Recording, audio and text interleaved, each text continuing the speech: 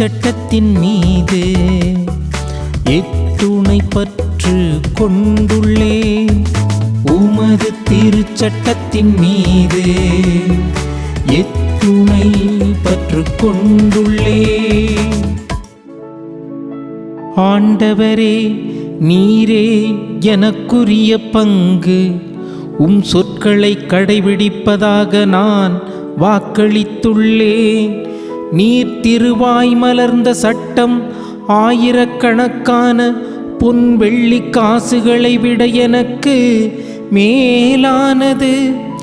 எனக்கு ஆறுதல் அளிக்குமாறு உமது பேரன்பு எனக்கு கிடைக்கட்டும். ஊழியனுக்கு வாக்குறுதி அளித்தீரன்றோ? ஊழியனுக்கு வாக்குறுதி அளித்தீரன்றோ? உமது திருச்சட்டத்தின் மீது எத்துணை பற்று கொண்டுள்ளேன்.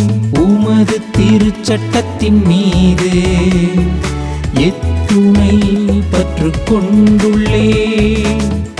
இறையேசுவில் பிரியமான அன்பு இறைமக்களே, அன்னை மரியாளுடைய அன்பு பக்தர்களே, உங்கள் யாவரையும் தினமொரு திருப்பாடல் வழியாக சந்திப்பதில் மகிழ்ச்சி அடைகிறேன். நாம் இன்று பொது காலத்தினுடைய 17வது ஞாயிற்றுக்கிழமையிலே இந்த திருப்பாடல் நமக்கு கொடுக்கப்பட்டிருக்கிறது.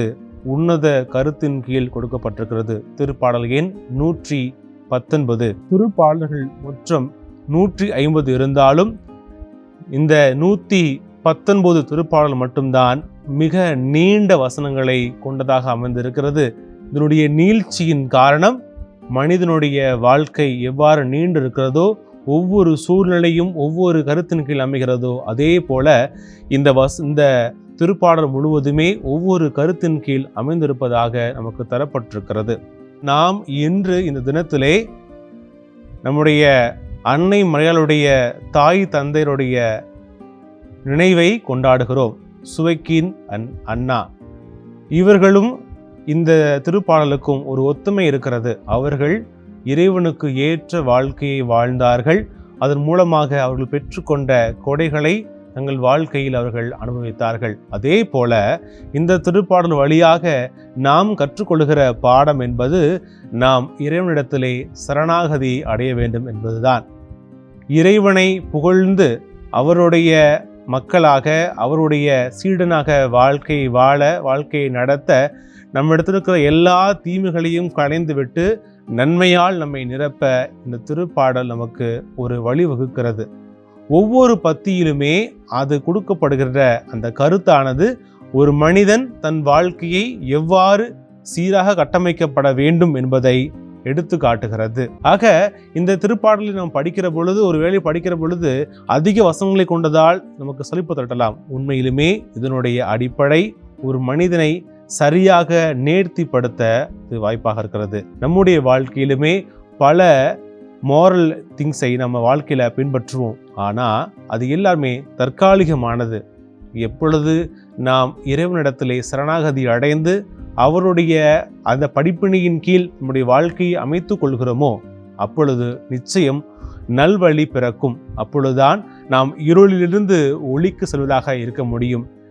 இரண்டாவதாக இதனுடைய பின்புலன் என்ன என்றால், நிச்சயமாக இந்த திருப்பாடல் எழுதிய காலகட்டம் இந்த பாபிலோனிய அடிமைத்தனத்திலிருந்து இவர்கள் வெளிவந்து தங்களுடைய வாழ்க்கையை அமைத்து கொள்ள அல்லது தங்களுக்கென்று ஒரு நிலப்பரப்பை அமைத்து கொள்கிற பொழுது இது எழுதப்பட்டிருக்கலாம் என்கிறது திண்ணம். ஆக இவர்கள் அடிமைத்தனத்திலிருந்து வந்த பொழுது இவர்கள் அனுபவித்த எல்லா வகையான துன்பத்திலிருந்தும் ஒரு விடுதலை, அந்த விடுதலை வாழ்வு எவ்வாறாக சீரமைக்கப்பட வேண்டும் என்பதை தொடக்கத்திலே அவர்கள் இதை திட்டமிட்டதாக குறிப்பிடப்படுகிறது. நாமும் நம்முடைய வாழ்க்கையிலே நம்முடைய வாழ்க்கையுடைய செயல்பாடுகளை திட்டமிட்டு செயல்படுகிற பொழுதுதான் அது சரியாக அமையும். திட்டமிடாத எந்த செயல்பாடுகளும் வெறும் கூத்தாகும். ஆக நாம் நம்முடைய வாழ்க்கையிலே திட்டமிட்டு செயல்பட முயல்வோம். அதற்கான வரம் வேண்டி நாம் இறைவனை மன்றாடுவோம். அன்பு இறைவா, நீர் எங்களுடைய வாழ்விலே வகுத்திருக்கிற எல்லா செயல்முறைகளுக்காகவும் நாங்கள் நன்றி கூறுகிறோம். நாங்கள் உமக்கேற்ற பிள்ளைகளாக எங்களுடைய வாழ்க்கையை நடத்த நீர் துணை செய்வீராக. உமது அருளும் உமது ஆசீரும் உம்முடைய சமாதானமும் எங்களிடத்தில் நிரம்ப வந்து நாங்கள் உமக்கேற்ற வழியில் நடக்க துணை செய்யும். ஆமேன்.